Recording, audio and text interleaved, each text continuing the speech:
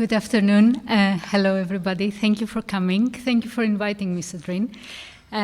It's lovely to have you all here today. I'm a white woman in my mid-40s with dark brown hair and dark eyes. I'm wearing a pair of jeans and a green top and a blue vest. I'm holding pieces of paper and a notebook.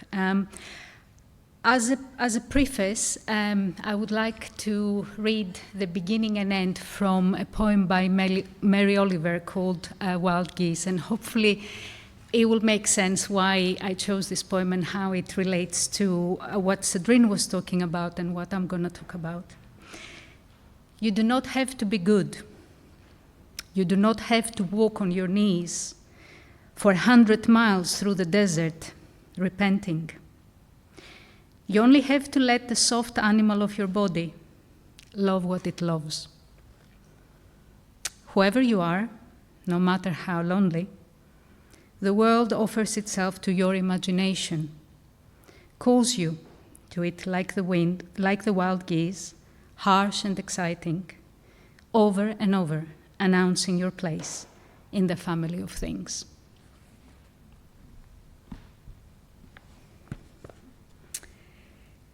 I joined the project both as an academic researcher and a creative practitioner, with the aim to support Sandrine and the project participants in the use of a wearable technology for sound and movement interaction, as well as with the aim to study how Sandrine and the project participants used and experienced the technology.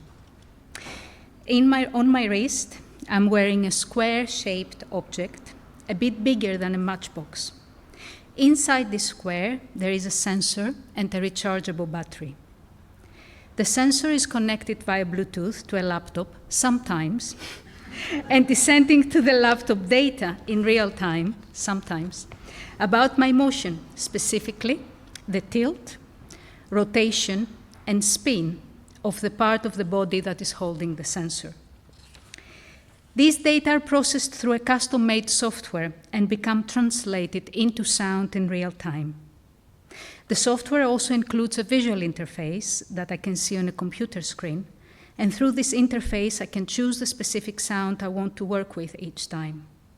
There is a variety of sounds I can choose from. You heard some of them already, including the sound of acoustic instruments. Sandrine, if we can have the harp up, please. Compositions of texture-based sounds,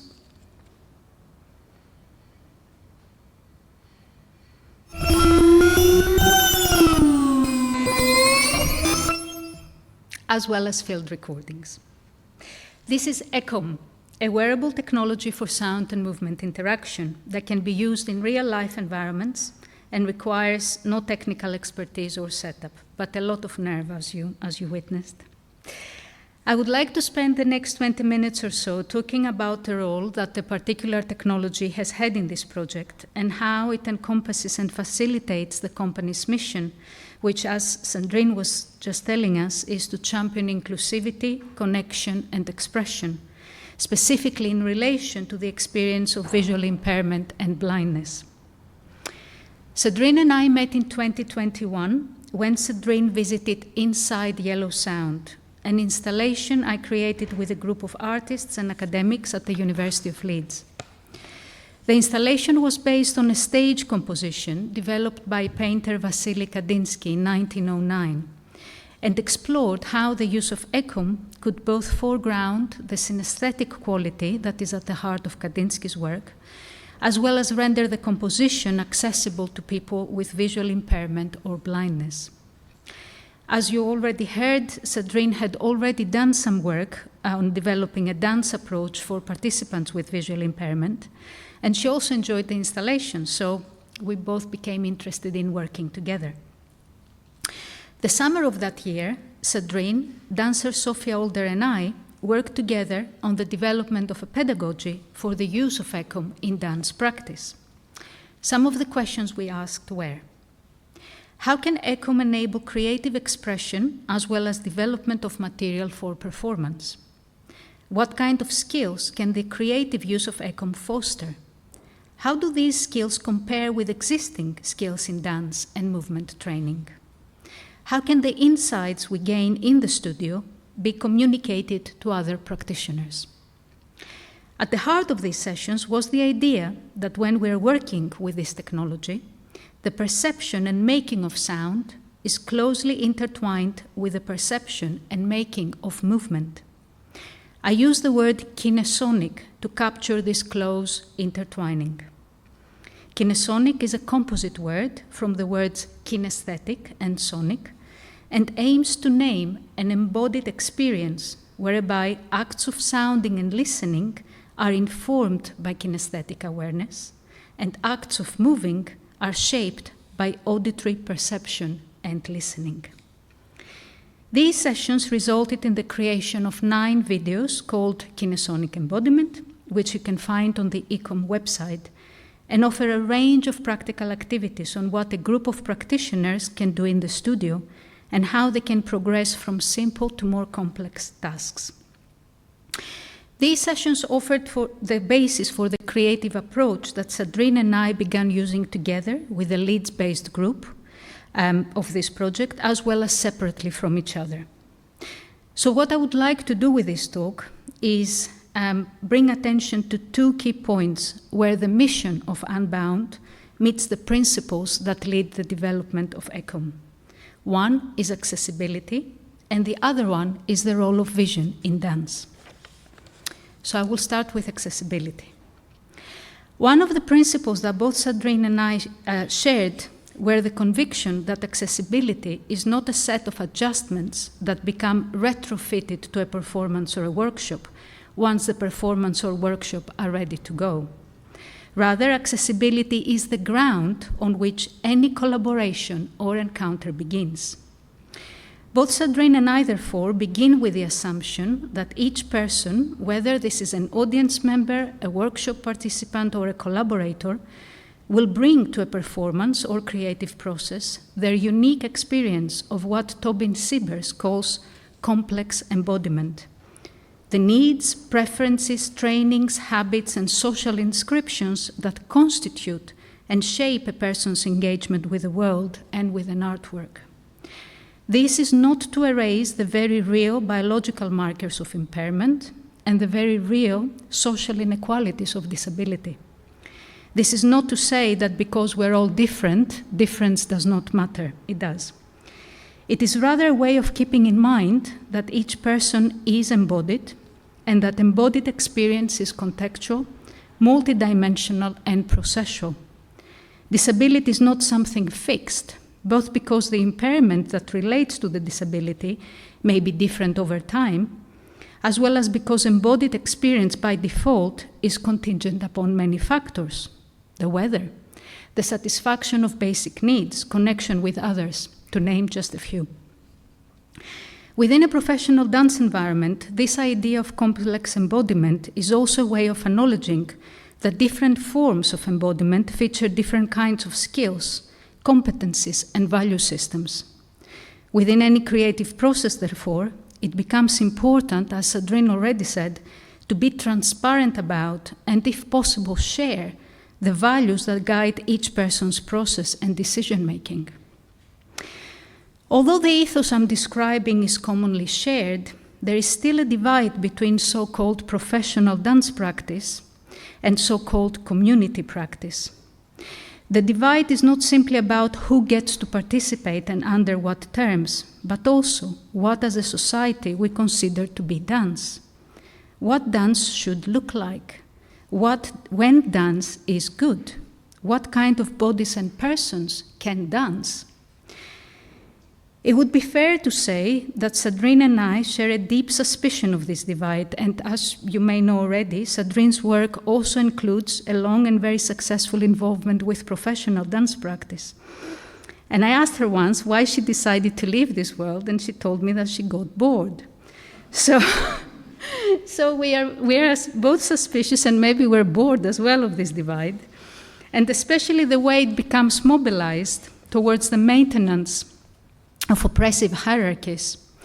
So you might have heard about dance degrees and dance departments closing down across the country. Unfortunately, the one offered by Leeds Beckett is also being discontinued.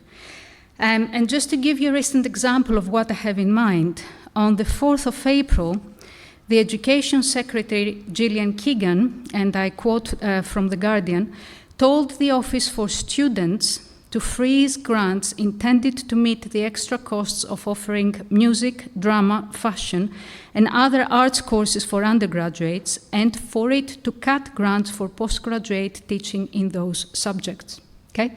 So any public investment towards creative arts and performing arts courses is being discontinued. I mean, that's nothing new, but listen to this bit. I'm quoting. However, funding for what Keegan called our world-leading small and specialist providers, such as the Royal Colleges of Music, would be protected through an additional grant. Okay? So the way I read this, maybe you have different, you see it differently, but the way I read this is that this is a propagation of a very elitist point of view, where the kind of dance and the kind of music that we can put on big stages and export abroad is the kind of thing we support, whereas any other form of creative expression for anyone else who does not aspire to this level is not worth public investment. Although watching the movement of strong, athletic, able bodies is a source of pleasure and aspiration, expression and the potential of an expressive act to move others is not limited to youth or even professional training. In fact, one could argue that if performing arts only show the bodies of the professionally trained, we miss a very powerful way of understanding how everyone else experiences the world. By prioritizing the trained dancer, who is often white, usually under 35 years old and nearly always able-bodied, we only see a very specific part of the population, and as a result, we limit the possibility that the performing arts offer us for learning about and understanding each other. What I find exciting is that within professional dance training, there is a recognition of the need to foster the students' ability to connect with others. In her introduction to the volume Ethical Agility, Noyal Colin explains, I quote, "The etymological root of technique, which is techni, refers to the craft of doing things well. To explore the ethical aspect of techniques in dance is to ask if dancing well can be considered an action in the service of the good, or, in other words, what are the techniques that develop the training of dance as an ethical action?" The work of Unbound Dance Theatre, therefore, is exciting not because a group of professional dancers is working with people who do not have a professional dance background. What is interesting here is that the embodied experience of both of these groups matters and is considered a valid mode of expression. From my perspective, therefore, as an academic researcher, I see Unbound Dance Theatre as a powerful way to exemplify the way dance practice can cut across externally imposed hierarchies and offer a model for a truly inclusive, ethically oriented way of working. We are indeed. The use of echome within this project is of particular interest. As I've already implied, sound and movement interaction is an evolving practice, which at the moment has no fixed vocabulary and quality benchmarks. And one of the things Sandrine and I are doing is to develop the skills and qualities that make up good practice. Therefore, when we enter the space of this project, it is with an attitude of curiosity, an openness to trial and error, and an acute attention to what is happening in the moment, rather than a preconceived idea of how a moment should look or sound like, because we don't know. Accessibility, therefore, is not only about ensuring access, it is also about starting from the assumption that knowledge, skill, beauty may manifest in ways we're not taught to expect or recognize. The ability to be open to these moments, to allow these moments to access us, requires constant work, and if you want, This is the work we have committed to be doing together. And this brings me to the second point, which is the question of the sensory modalities involved in dancing and performing dance. Dance involves the motion of the body in space and time, but for reasons I won't go in right now, it has been reduced to a visual spectacle. In a recent article that explores accessibility of dance for non-sighted audiences, Blessing and Zimmerman explain, I quote, "Dance is brought on stage in order to be watched, and even though this visual experience of moving bodies can elicit a variety of multimodal perceptions, it is always conceptualized to be visual in the first place." But does this mean that dance as an art form and aesthetic experience is by definition only accessible to a sighted audience? If dance is conceptualized foremost through acts of seeing, visual impairment and blindness are by default a problem. This is often addressed by recruiting the other senses as a compensatory mechanism. For example, some of the techniques for making dance accessible to blind and visually impaired audiences includes audio description and touch doors. Sound and movement interaction technologies have also been used, both in dance training and performance, to translate movement into sound. These techniques can be useful, and there has been very rich professional practice going into developing them. However, investing in these techniques only may stop us from asking groundbreaking questions. Why is dance so closely related to vision? Is vision an essential aspect of dance? Can we think and practice dance beyond vision? The second thing that I find very exciting is that Unbound Dance Theatre is taking up these questions and, in fact, as you heard before, sets out to break free from the confines of visual norms. So Sandrine already explained the profound impact that her work with blind and visually impaired people had on the practice. So really, the purpose of this company becomes to redefine dance. I would like to think that the use of echome in this project can serve this wider aim. As I explained already, the activities with echome strive to foster a form of kinesonic embodiment, a form of sensory experience where dance and music, sound and movement are in reciprocal relationship, constantly informing one another. The wider aim is to provide a framework for creative exploration which moves beyond the existing demarcation of the senses in the 5 ones we know from the Western canon: sound, vision, touch, smell, and taste. Thank you. Interestingly, anthropologist David House points out, I quote, that which senses are counted and what counts as a sense are not physiological universals, but shaped by culture.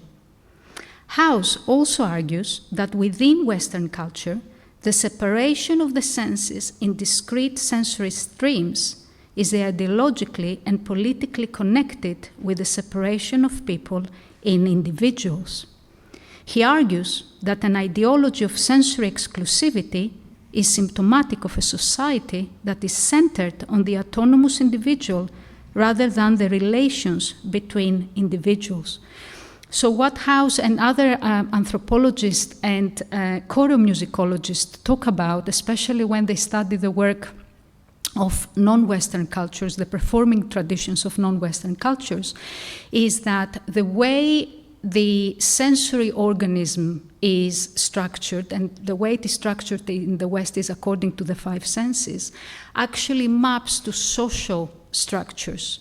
And in those societies where senses are understood to be a lot more synesthetic and the experience is considered a lot more transsensorial, there is actually a lot more relationships of kinship, and an individual, a person, is understood in terms of their relationship to others rather than as an autonomous person. And what we've got in the West is a discrete separation of those 5 senses, and accordingly, on a social level, we have a very discrete separation of individuals, of persons in individuals. A technology and pedagogy for sound and movement interaction can therefore offer the opportunity for experiencing and thinking about sensory perception in new ways.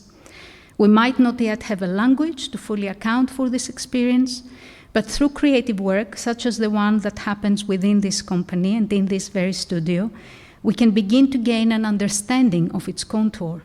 Most importantly, working in this way can turn perceptions of sound, gravity, locomotion, and breath to become places where we can meet each other through what Mary Oliver calls the soft animal of our body. Thank you.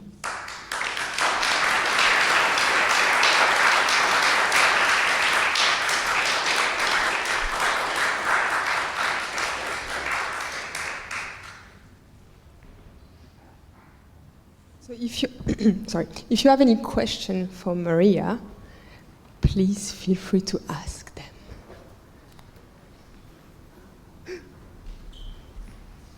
I'm coming. Thank you. I wondered, and it might be beyond the scope of the kind of current research project, but whether you'd explored translating movement into other senses as well, into touch or smell or taste, or mixtures of the above, or thus far we just worked with sound? Thank you.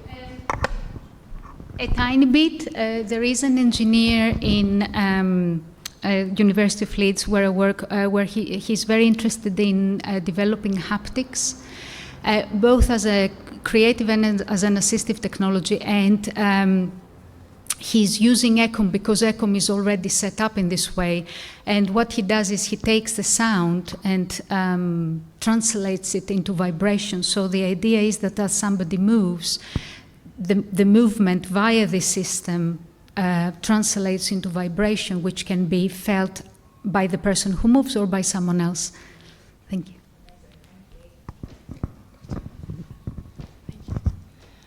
You spoke about kinship within societies less sensory. Is there anything in your research thus far that has kind of progressed into what we can do as individuals in a Western society to kind of develop that kinship more? Yeah, thank you. That is the question, really, isn't it? So just to clarify, the argument, if you want, or what the research shows, is that in societies, it's not a question of how much sensory input or perception is there. It's how that becomes classified within a system. And so, for example, in other forms of dance, there is no separation between dance music. It's considered one thing because it's transsensorial. So in terms of what's happening here, I think there is a lot we can do. I think the kind of work that happens within this project is a very good example. I think also working outdoors, and there is quite a lot of work within both dance and somatic practitioners who are working outdoors. And again, as Sandrine mentions, I think dance practice and movement practices, we have such a rich toolkit. We have such a big bag of tools to enable connections between people and connections between human and non-human others. So I think it's just about, and especially with the onslaught on dance courses in academia and the kind of rhetoric we see around that, I think it's absolutely central that people come together, that we know each other, that we practice together, that our sector is healthy and vibrant, and there are so many ways in which this can happen. Any other question? No more questions? Do we have any question online? There is one.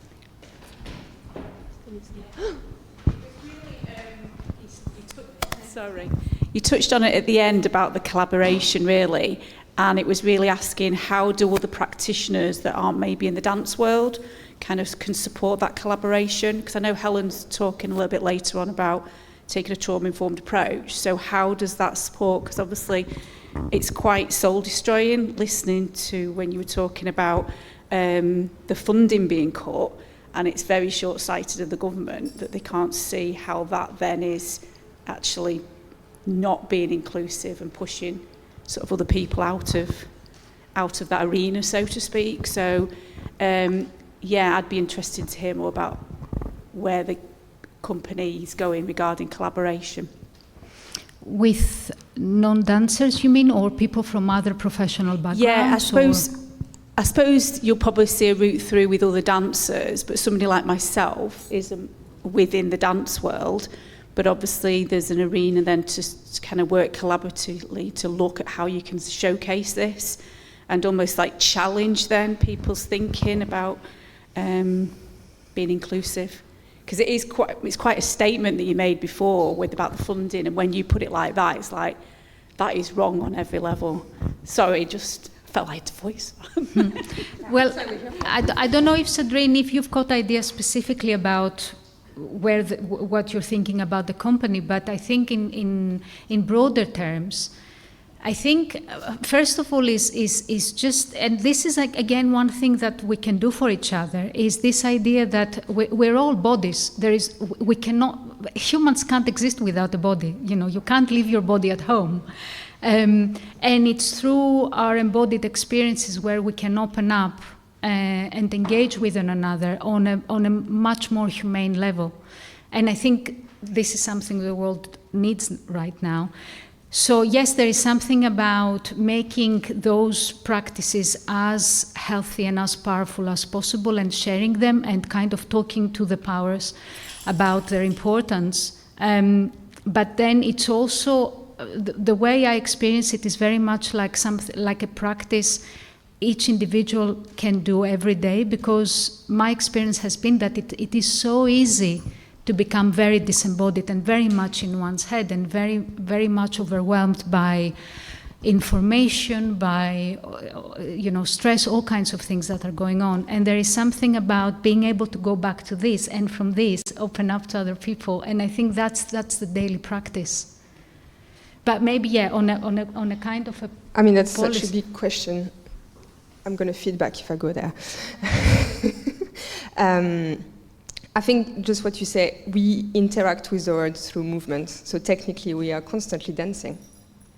And I think it's making way into consciousness that dance is not this high ground, hierarchical things that you get to watch if you've been kind of groomed into it. It's something that can be experienced by anyone, and it's for anyone because we live it every day. I know I'm not answering the question, but I think it's making a point that movement and dance are part of the everyday life, and it's so beneficial. So I think you were talking about collaboration. I think collaboration with the health sector is a very strong angle to go towards because of all the benefits that you can have with dance.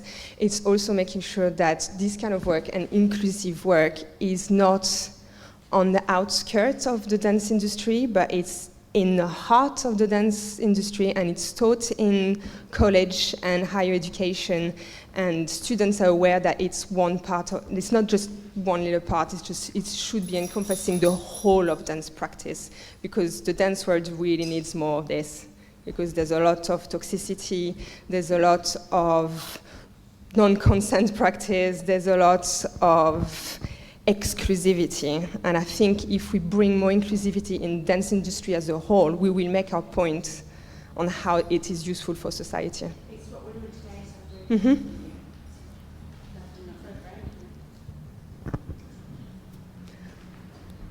so I'm being called. We have a question online from Rebecca, who asks, Maria, where could we find any reading material from you, please? Oh, I can put the website on the echome website, a link to the echome website on. Can we put it on YouTube? So the link, we might be able to put it on YouTube. Sorry, we might be able to put on YouTube. And also, you have, if you have signed up to the Eventbrite event, there is a link with the symposium with all the information about all the guests, their websites, the information about the company. So if you just go on the Eventbrite page, for my live audience, there is QR codes a little bit scattered everywhere. You can scan them and you have access to all the guest information, company information, feedback form, donation page if you want to support the work that we're doing, and you can find everything, future performances, future workshop, everything is there. I think that answered the question. I think we're going to take a little break. There's refreshments coming up, so everybody can just get themselves water, tea, coffee, biscuits. It's just on the outside. There is an accessible toilet just on the right as you leave the room. There is a lift just after that if you need to go on the other accessible toilet that are below. If you go straight from that door, there is stairs going down, so please be careful. We'll have someone over there, but just so everybody's aware, there are stairs going down if you walk straight from the door. I think I said everything. Thank you very much. Thank you, Maria.